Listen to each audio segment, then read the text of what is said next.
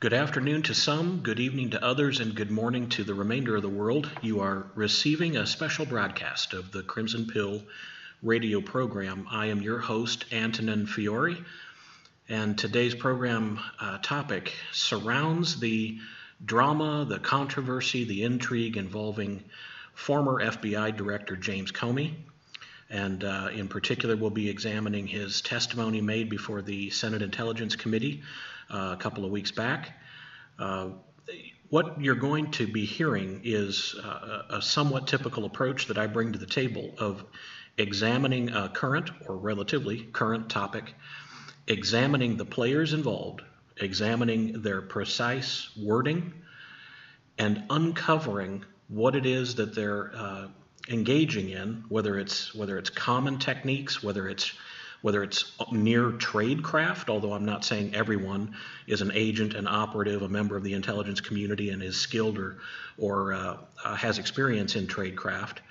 But there are numerous techniques that individuals in government are quote-unquote leaders, although most of us know quite well to the contrary. Some of the techniques that they use to obfuscate, to muddy the waters, to hide their agendas, to try to hide their fingerprints that they're leaving behind that their actions are demonstrating, which run contrary to the words that they're using. Before I begin the expose, let me begin by saying you are not about to hear an individual engaging in a political conversation. I am not flying the flag of the Republican Party or the Democratic Party. I'm not flying the flag of James Comey or of Donald Trump or any other individual political figure in the mix.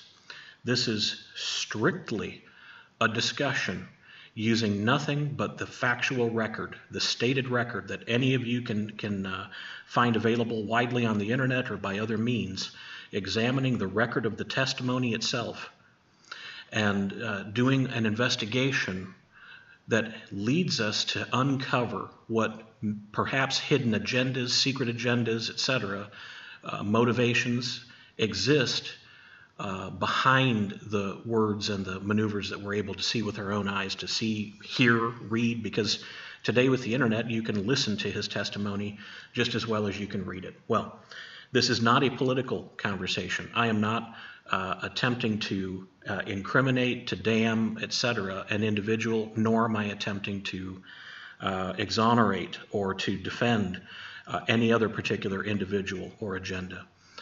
This is an examination in human behavior and why it is that we, seekers and pursuers of the truth, need to enhance and develop our own skill set, although granted many of you have outstanding BS detectors built in. This is an attempt to help shed light on some of the very specific techniques that they use to hide the ugliness that lies behind the scenes of this corrupt system. To begin, we'll be focusing on two primary aspects of the testimony and his actions, behaviors, words that demonstrate to us he's covering something up, an agenda, hidden motivations. We'll begin with examination of the testimony, the questions that were asked by members of the Senate Intelligence Committee. And we'll start with an article posted by the LA Times dated June 8th, 2017. Headline, Feinstein asks Comey, why didn't you stop and say, Mr. President, this is wrong? Now what's interesting to note is that in these hearings, congressional hearings, you tend to see a form of high drama unfold. And frankly, maybe I shouldn't call it high drama. It's kind of low drama. It's pretty transparent how one party generally has a vested interest in the testimony from the witness that's at hand. One party tends to have a vested interest in one side or portraying one side of that testimony. The other party tends to have the opposite. So in other words, one side tends to offer softball questions, a congenial spirit. The other side is tending to have that dramatic flair for having those tough questions, putting it to them, really digging in and using teeth. And we certainly saw that unfold in the Comey testimony, those of you who've watched it already or will. What's interesting to note is this question, this moment, when Senator Dianne Feinstein, a Democrat, so you would suppose, as with most of the other Democrats and their questions during the hearing, that she would offer some softballs as well. This question, this line of discussion that she brought to the table is fascinating because it's very similar to what Rubio and others from the Republican side had to offer with their tough questions. In fact, this is almost exactly the line of questioning that Rubio was taking to try to dig in and try to expose, hey man, some of the things you're saying here don't add up. They contradict themselves. Again, note that this is a Democrat who's asking the question. And what is that? Well, to paraphrase, why didn't you stop and say, Mr. President, this is wrong? Meaning, at the time that Comey is claiming that President Trump asked him to cease the investigation of General Michael Flynn, who, of course, at the time was National Security Advisor, as Comey alleges that Trump asked him to cease that investigation, Dianne Feinstein, along with Rubio, along with many people, are saying, okay, you're the FBI director. Why didn't you tell him right in that moment, hey, this feels like, or this seems to be, an inappropriate request? Now let's get into the article. Here is a direct quote of Senator Feinstein's question. Quote, "You're big, you're strong," the veteran Democratic senator told Comey. "I know the Oval Office and I know what happens to people when they walk in. There's a certain amount of intimidation. But why didn't you stop and say, Mr. President, this is wrong. I cannot discuss that with you." Now for Comey's reply. Quote, "Maybe if I were stronger, I would have. I was so stunned by the conversation that I just took it in," unquote. The article continues. "Comey recalled choosing his words carefully in the private Oval Office meeting that Trump had initiated by calling on others to leave the two alone in the room. Comey said he simply agreed with the president that Flynn was a, quote, a good guy, but only, again, Comey's quote, only as a way of saying, I'm not agreeing with what he just asked me to do, unquote. That one's interesting. We'll come back to that exact sentence, but let me finish the thought. Comey continues, maybe other people would be stronger in that circumstance, he said. But that's how I conducted myself. I hope I'll never have another opportunity. Maybe if I did it again, I would do it better. So this is Comey's reply, his answer to Senator Feinstein's question about why didn't you let him know that that was an inappropriate conversation to be having. And Comey's basically saying, you know, I didn't do it the right way. I was what's his word again here? So stunned by the conversation that I just took it in. Very interesting. And let's now examine the same topic, same situation, from the testimony, the question posed by Senator Rubio, who asked his words. So the quote is Rubio. At the time, did you say anything to the president about that is not an appropriate request? Or did you tell the White House counsel that it's not an appropriate request? That someone needs to go tell the president that he can't do these things? Rubio asked. I didn't know, Comey replied. Why? Rubio asked. I don't know, Comey responded. I think the circumstances were such that I was a bit stunned, didn't have the presence of mind, and I don't know. I don't want to make it sound like I'm Captain Courageous. I don't know if I would have had the presence of mind. I would have said to the president, sir, that's wrong. I don't know whether I would have, but in that moment, it didn't come to my mind. What came to my mind was, be careful what you say, and so I said I agree that Flynn is a good guy.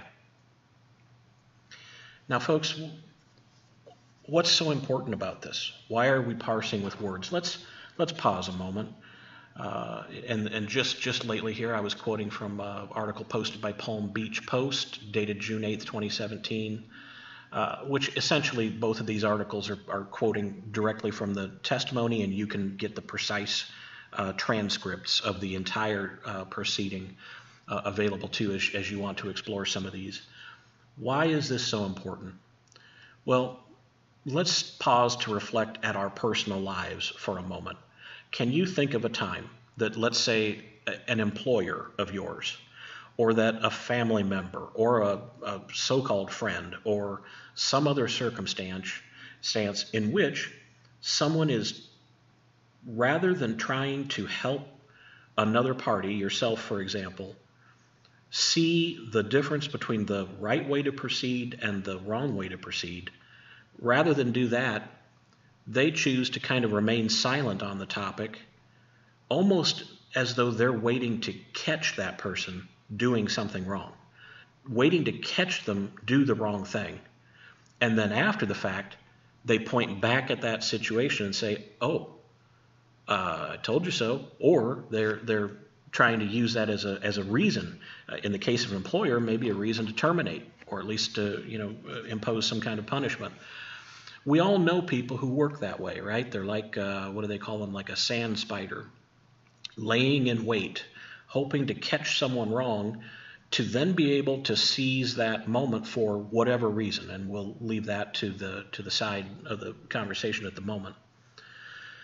In this case, though, when we're talking about these roles in the government, that's not how people are supposed to operate. In particular, Comey, as he talks about the integrity of the FBI and always having that first and foremost in his mind and his actions, etc., he would understand that that's incumbent upon him to instruct the president or to inform or to clarify in that moment. He didn't. And to his own words, as Feinstein asked the question, why didn't you just say it?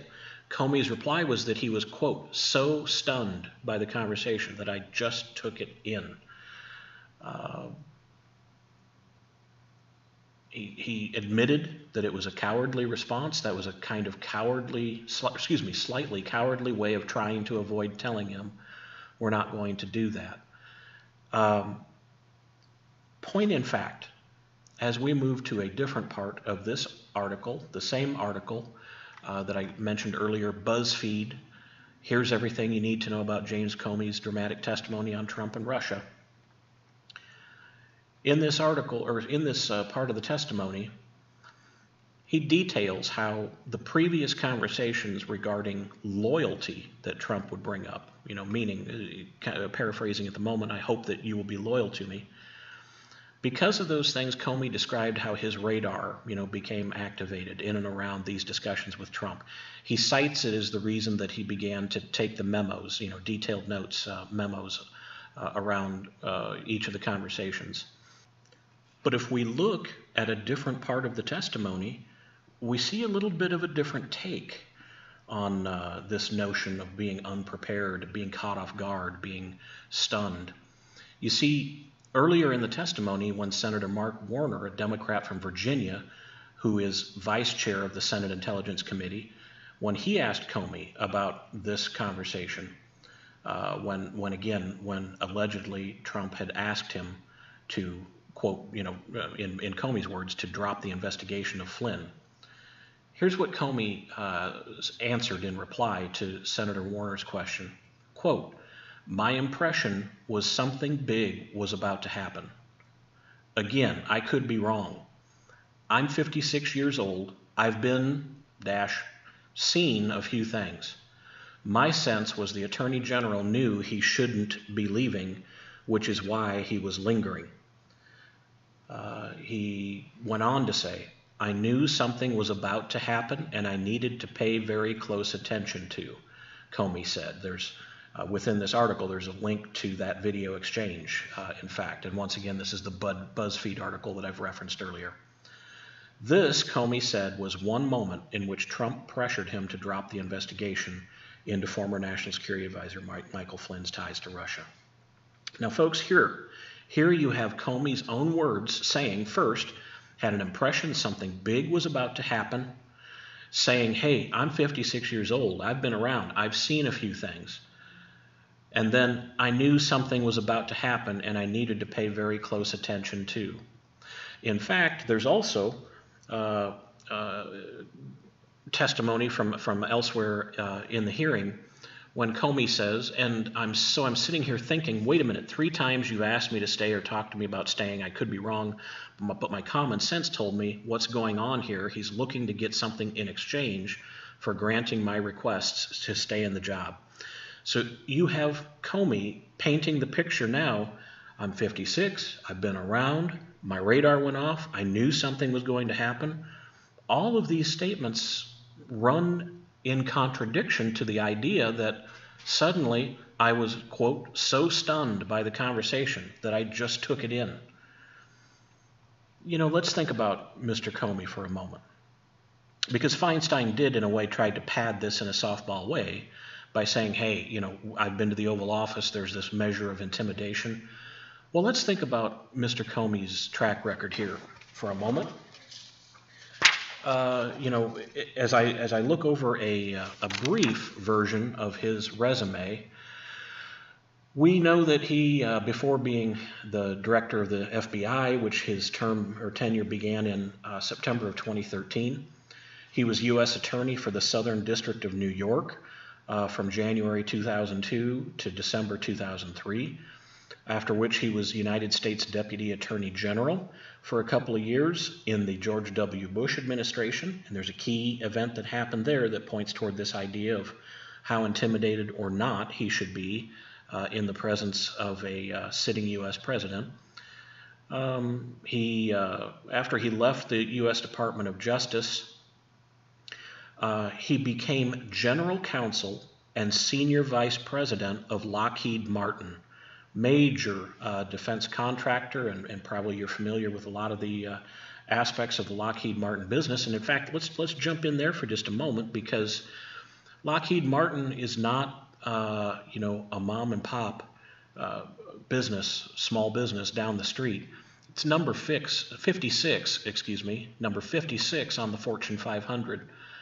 We're talking about a $46 billion company.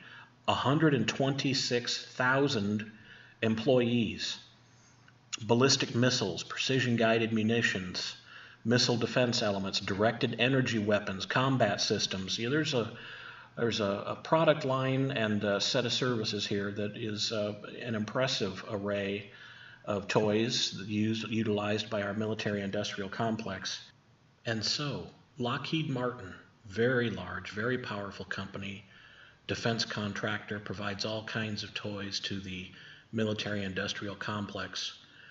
Any connecting points at all whatsoever to the Trump administration and Lockheed Martin, especially for someone who was general counsel and executive vice president of such a large and powerful corporation, which I'm sure is a very well-compensated position. And in that role of general counsel and senior vice president, in particular in the role of general counsel, those of you who are in and have operated in a corporate environment, you understand the role of that general counsel is to have a tremendous impact in precise wording that is utilized within the enterprise.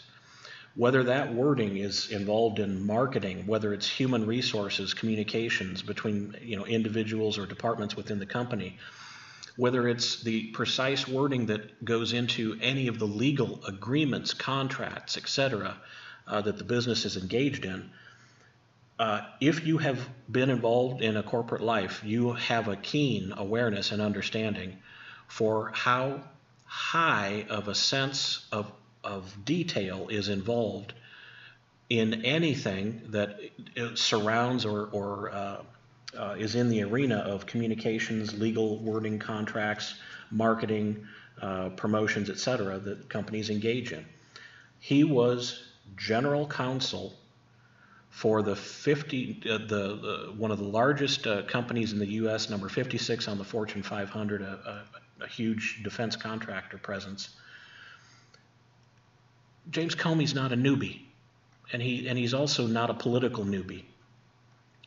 And when it comes to this notion of being intimidated by, being stunned by, or being cowardly in the face or the presence of a sitting U.S. president, well, you'll also note that back in 2004, during the 2004 hospitalization of John Ashcroft, Comey was named acting Attorney General, part of the investigation into domestic surveillance by the National Security Agency. This is under George W. Bush, during the time when John Ashcroft was hospitalized. And this notion of domestic surveillance and how the Bush administration was attempting to incorporate some policy and programs around this, Comey had taken a strong stance against the wishes of the White House, against the wishes of the Bush administration. And in fact, at one key point, as Comey was refusing to certify the legality of central aspects of the NSA program, the Bush administration sent a team of individuals to the hospital where Ashcroft was receiving treatment in an attempt to just work around the acting Attorney General, try to get win the approval directly from Ashcroft himself as he's in the hospital receiving treatment. And in this time, FBI Director Robert Muller, who's interesting to bring onto the stage because he, of course, is the special investigator that's on duty at this time. Let's keep that a separate topic. Mueller and Comey were threatening to resign if the Department of Justice's legal conclusions on the wiretapping weren't respected or honored by the Bush administration. Let me repeat that. The FBI Director, Robert Mueller at that time, and Comey, who at that time, 2004, was acting Attorney General, they were both threatening to resign if the White House did not respect the Justice Department's conclusion on this issue. As it turned out, Comey was offered a meeting directly with President Bush giving agreement to make some changes to the surveillance program that ultimately satisfied the concerns that they'd had, and the process moved forward. So there you have it. There you have James Comey taking a stance, apparently having the cojones at that time to say, this is the right way that things need to be done, Mr. President. This is the right way. And I'll quit if you don't see the reason in this being the right way to get things done. Now, folks, we're talking about the same James Comey who said just recently in that Senate testimony that he was so stunned by the conversation that I just took it in. Now, what was it that he was so stunned by? Well, it was President Trump saying that Flynn is a good guy, and I hope you can let this go. Apparently, the quote is, I hope you can see your way clear to letting this go. This, again, is directly from the congressional testimony. It's in the section where Republican James Risch from, I believe it's Idaho, from Idaho was questioning former Director Comey. And this section is critical because it demonstrates through, again, Comey's own words, his own testimony, that even Comey understands that he was not being directed, ordered, required to drop the investigation. Let's listen as Senator Risch asks him detailed questions that make this clear.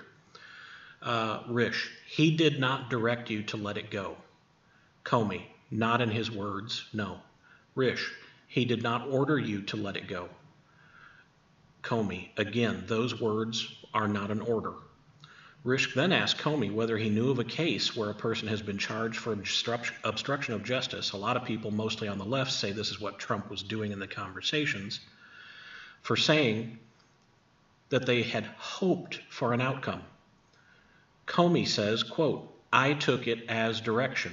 I'm going to pause there because not more than a couple of lines earlier, Comey says, Risch says he did not direct you to let it go. Comey, not in his words, no. Yet Comey says, quote, I took it as a direction. Continuing, it is the President of the United States with me alone saying, I hope this. I took it as this is what he wants me to do. I didn't obey that, unquote. Risch said Comey may have interpreted it as a direction, but Trump's words were not an order. He said, "I hope," Risch said. Quote, "Those are his exact words." I'm sorry, I spoiled the quote. Comey responded, quote, "Those are the exact words, correct."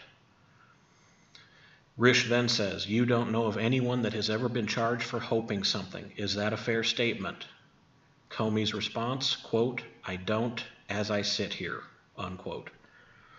Not only that, but Comey repeatedly in his testimony refers to Trump's statement, quote, "I hope you can see your way clear to letting this go."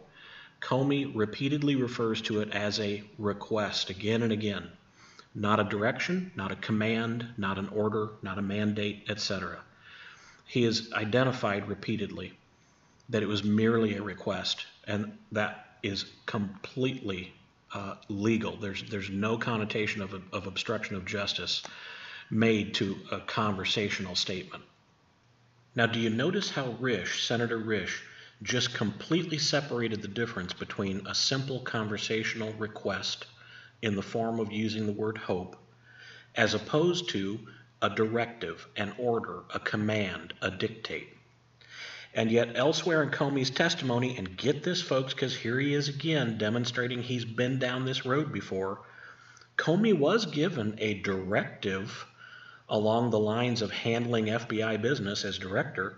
He was given that directive by his old boss, Attorney General Loretta Lynch, last year with regard to the Hillary Clinton email investigation.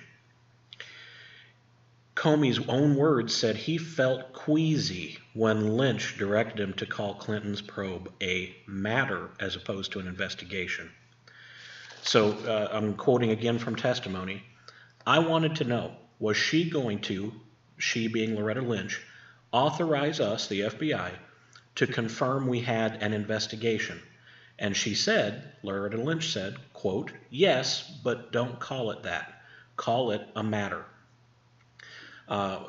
Later in the testimony, Comey said he pushed back on then Attorney General Loretta Lynch's directive last year.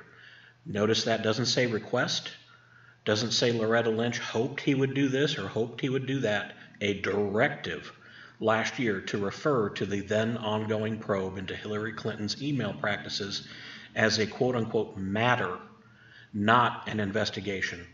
In hindsight, he said, maybe he should have resisted harder. So here we go again. Here's the 56-year-old who's seen a few things. He's been around the block. Once again, apparently bewildered through the course of the regular type of decisions and the regular type of confrontation that an FBI director deals with. And once again, apparently, he's a scarecrow.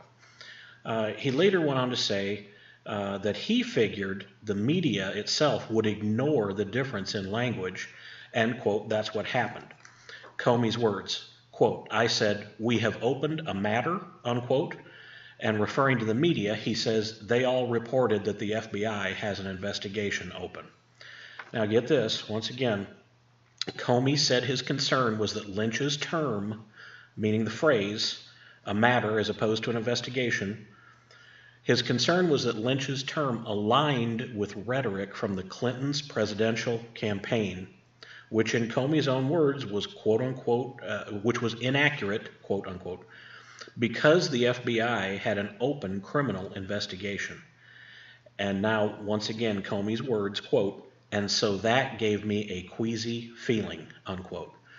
Heaven's sake, FBI director, I'm 56, I've seen a few things, I've been around the block, yet each time the going gets a little tough, he either gets confused or he gets queasy or he gets whatever. Despite his own protestations that he can handle his business, he's tough, he's seen this happen, etc. Folks, here's where it all comes together. James Comey, who had a standoff with sitting President George W. Bush back in 2004, threatening to resign unless the White House recognized the Justice Department and his opinion or perspective while in the capacity of acting Attorney General. He had the standoff then, and he was telling the administration, the White House, folks, this is the path of integrity. This is the right way to do things. And if you cannot see reason in that being the correct path, I'm willing to resign. And then just a year ago, just last year, the situation with Loretta Lynch that left him with the queasy feeling. Queasy why? Because he thought he was doing the right thing and that his boss was asking him to do the right thing? No. Queasy because he knew it was the wrong thing. He was being asked or directed to do it anyway, and he went ahead and did it anyway. That's why he was queasy. With these conversations from Trump asking for his loyalty, if those really are the motivating factors that caused him to begin to take the detailed notes and to take the memos that he then later leaked, lacking in integrity, with all of that lead up, all of that stand up, there's only one conclusion to be reached as to why he did not, in the moment of integrity, choose the path of integrity and do to Trump like he had done to George Bush more than 10 years before, which is to say, Mr. President, the right way to do things would be as follows. And I have concern that what you're asking and or how you're asking it simply isn't the right path. Someone who's interested in bettering the interests of the United States of America and its citizenry would choose the path of integrity. They would be clear. They would establish the boundary. They would talk process. And if they didn't feel for some reason that they were capable of doing that directly with that individual, like professional, mature adults do, even if it's a little uncomfortable, they do anyway. Even if he couldn't do it directly with Trump, he had a variety of other avenues that he could have utilized, not the least of which would have been White House counsel, would have been pathways within the Justice Department itself, etc. Quite clearly, rather than choose what's in the best interest of the U.S., its citizens, the pathway of integrity, he clearly was choosing his agenda to lay in the weeds, to be the sand spider, just hoping that President Trump might take one step too far, might utter one word incorrectly and too strongly that could tilt the scales. He has his agenda first and foremost. And what is that agenda? That will have to be the topic for the next broadcast. Unfortunately, we are running long on time. We're north of 30 minutes at this point, and I didn't mean for this edition to run this long. Ladies and gentlemen, stay tuned. Stay tuned to the news. Stay tuned to the words that these people are uttering, and frankly, the words they are not uttering. And parse those words. Don't fly a flag. Don't get caught on a side and allow that allegiance or allow that tribalism to cloud your thoughts, to cloud what you hear, what you see, and especially what you're not hearing and not seeing, but you should. Many of these folks use skilled tradecraft as they select their words surgically and as they hide other words and agendas just as surgically as well. Folks, for now, this is your host, Antonin Fiore, thanking you for joining the Crimson Pill radio program. Please have colorful dreams. Have energy in your day. And until next time, let's all keep pushing for the truth.